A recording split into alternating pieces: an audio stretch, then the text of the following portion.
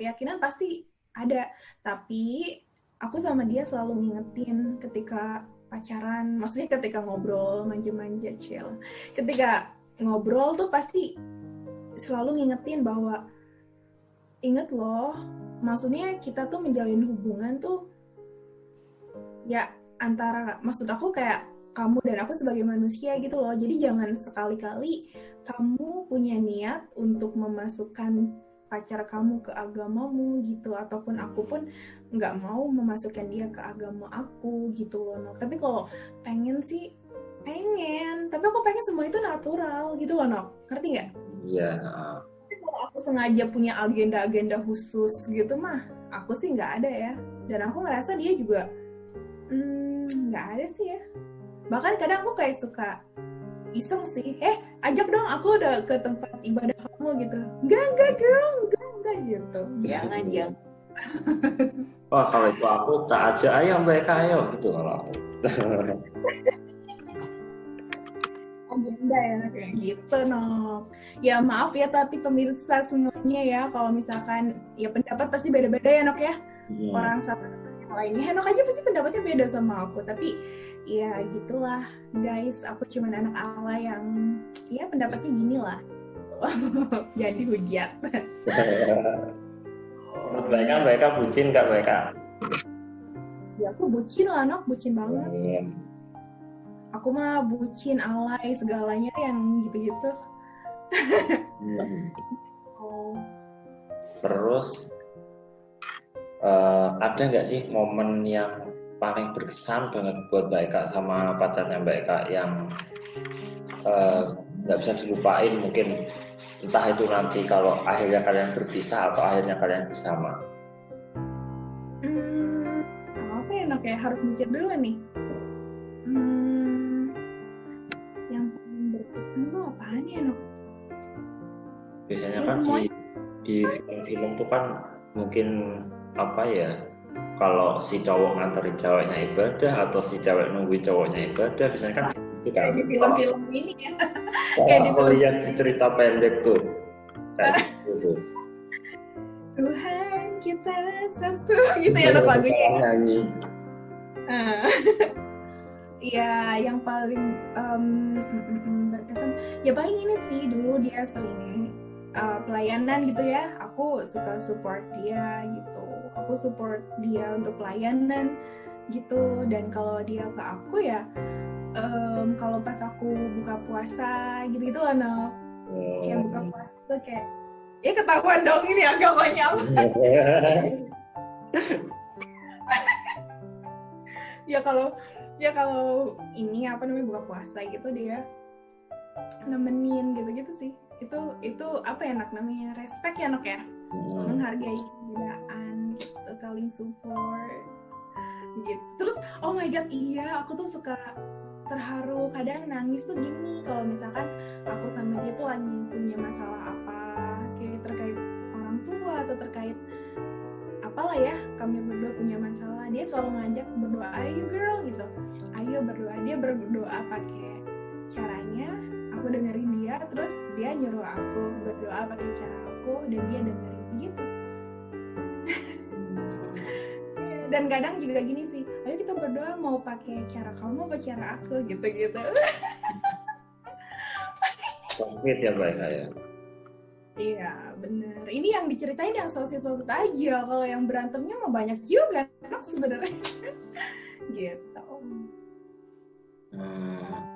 Nah terus apa ya, tadi kan mulai dari pacaran beda agama, terus tanggapannya Mbak Eka soal cinta beda agama, terus tantangan kalian menjalani hubungan, terus gimana kalian menghadapinya, sampai tanggapan dari orang tua, terus ya pokoknya macam-macam lah ya dari ceritanya Mbak Eka tadi ya. Apa sih pelajaran yang bisa Mbak Eka ambil dari pengalaman hidupnya Mbak Eka sendiri ini, khususnya dalam dunia percintaan?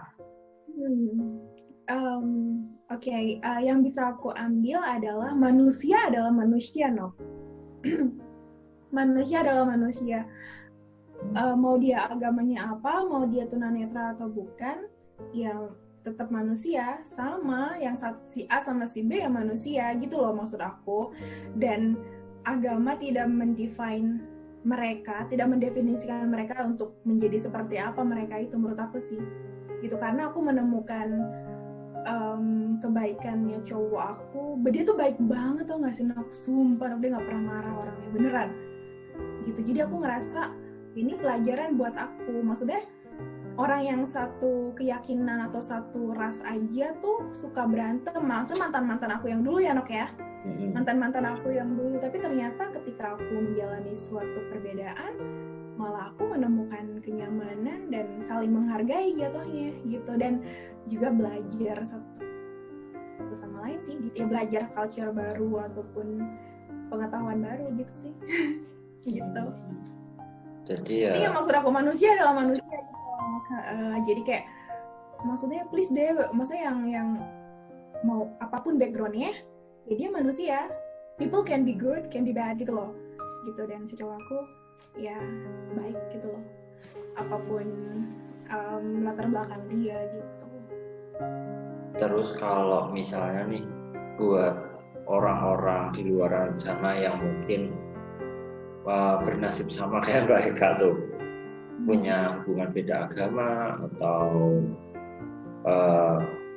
mereka disabilitas dan kebetulan sama kayak Mbak Eka, kira-kira saran dari Mbak Eka sendiri itu gimana Mbak Eka? Apakah ikuti kata hati kalian atau Mbak Eka punya saran-saran sendiri gitu Mbak Eka? Tapi sebelum aku jawab kali ya Nok ya, satu hal yang pengen aku share juga adalah sering banget cowok aku ini tuh dituduh gitu loh Nok, ngerti nggak maksud aku? Dituduh ya segelintir orang lah, atau ya pokoknya ada orang-orang yang dia nuduh bahwa si cowok aku ini tuh punya agenda gitu loh. Kenapa bisa ada kayak gitu? Karena si cowok aku ini kan bukan disabilitas, ya nggak Nok? Sedangkan aku disabilitas. Nah kadang orang berpikir bahwa dia mah suka sama kamu mas karena ini kali, karena pengen bawa kamu ke agamanya kayak gitu-gitu loh. Gitu loh. Cuman aku sendiri ya itu mungkin bisa ada yang kayak gitu ya Nok, agama apapun gitu ya Nok ya, mungkin orang punya agenda gitu. Cuman balik lagi aku kenal dia udah lama dan aku ngerasa dia nggak kayak gitu. Dan itu yang bikin aku ngerasa bahwa mungkin kalau ada disabilitas lain yang juga ngalamin pacaran beda agama kayak aku, bisa jadi mereka juga ngalamin stigma kayak gini, atau gimana sih Nok, kayak tuduhan-tuduhan kayak gini gitu loh Nok. Tapi kalau aku boleh saran nih, karena ini tuh risky banget sih Nok, menurut aku risky. Aku tahu kalau kita ngambil jalan ini kita bakalan nemu banyak masalah. Jadi aku sih nyaraninnya ikuti kata hati, kalau bisa dijauhin aja deh hubungan beda-beda kayak gini. Gitu tetap ya Nok ya, ngajarinnya suruh jangan ngedeket-deket sama kayak gini. Iya sih, kalau kalian bukan risk-taker jangan deh Nok, karena masalahnya banyak Nok. Aku aja suka nangis tiap malam gitu kan, kayak oh my god kenapa kayak gini. Maksud aku kayak aku udah nemuin kayak cowok yang cocok. Kamu tahu dia juga kan Nok? Dia nggak, ya maksud dia nggak sempurna, cuman maksud aku dia tuh baik banget tau Nok, seriusan. Orangnya nggak pernah marah, baik banget. Dan apa ya, itu yang bikin aku kayak Eka tuh ya ampun, tinggal nikah aja istilahnya gitu loh Nok. Pulang dari sini aku tinggal nikah doang, tapi ternyata aku nggak bisa, ngerti nggak sih? Maksudku udah ngerasa saling cocok gitu kan, tapi nggak bisa bersama gitu loh. Padahal kan kalau dipikir-pikir kan pasti banyak tuh cowok di luaran sana yang naksir sama Mbak Eka atau yang seiman gitu kan. Kamu ya salah satunya ya, kamu kan? Kamu salah satunya yang naksir aku kan? Enggak lah. Masa sih? Ya enggak. Terus gimana tadi? Banyak yang naksir gitu, mungkin ada di luar. Tinggal gampang tuh, tinggal milih. Iya sih Nok, cuma itu dia tadi bener Nok. Daripada menyiksa diri sendiri, kan ini kan jatuhnya kayak udah kebablasan ya nggak sih Nok? Iya nggak? Karena jalani terus, akhirnya kayak udah ada bonding gitu kan, jadi mau lepas tuh kayak nggak mau, kayak udah banyak aktivitas yang sering dijalani bareng, itu jadinya sulit, bener banget.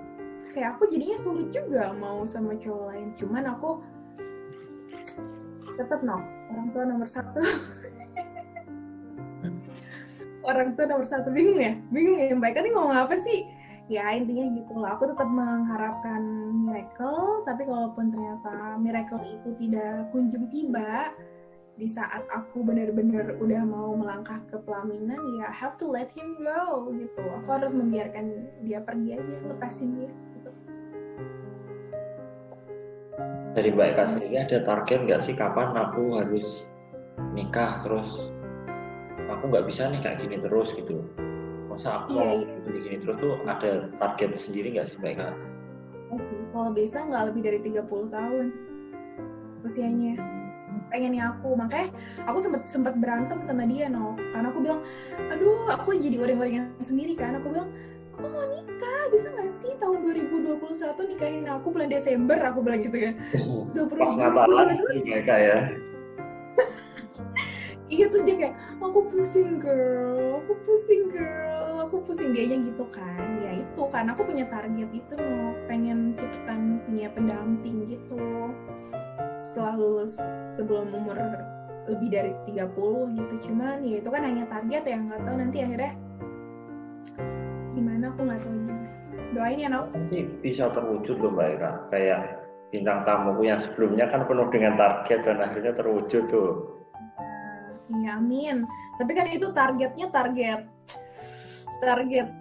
itu on the track Kalau aku kan ya bagi sebagian orang atau mungkin kebanyakan orang kan target yang iya sih, kalau ngomongin nikahnya sih ya mudah-mudahan ya ya sesuai target. Tapi kalau pengennya nikahnya sama dia gimana dong Emang ada yang mau ngaminin Ya ada tuh kalau ada setuju.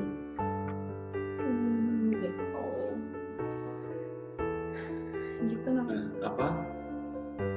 terus Mbak Eka kan banyak tuh Mbak Eka ya sekarang ya khususnya tuh acara, kayak bukan acara sih, kayak ini loh pencarian jodoh. Mbak Eka nggak mau nyoba yang kayak gitu tuh?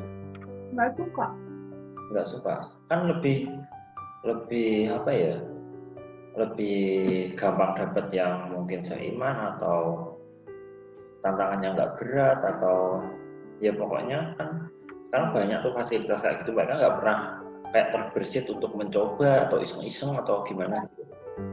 Nggak pernah. Aku nggak pernah terbersit untuk kayak gitu, karena aku tuh tipe orangnya kalau misalkan pacaran, khususnya nikah ya aku pengen nikah sama orang yang aku sukai dan udah aku kenal cukup lama gitu loh ya. Jadi kalau dia jodoh, aku ngerasanya aku nggak kenal dia gitu loh ngerti nggak? Ya kan bisa jadi aku chattingan dulu, terus nanti ngobrol-ngobrol sama ketemuan gitu kan. Iya bisa juga sih, ya itu preferensi masing-masing orang ya. Cuman kalau aku sendiri, I don't wanna give it a try. Aku nggak mau coba itu, walaupun ya aku nggak tahu ya kalau di kemudian hari akhirnya aku ngambil jalur biro jodoh, kan kita nggak tahu, no one knows gitu kan. Cuman kalau sekarang ditanya mah, kalau bisa aku nggak mau ambil yang kayak gitu. Apalagi aku tuh orangnya paranoid aku suka nontonin yang berita-berita kriminal gitu kan.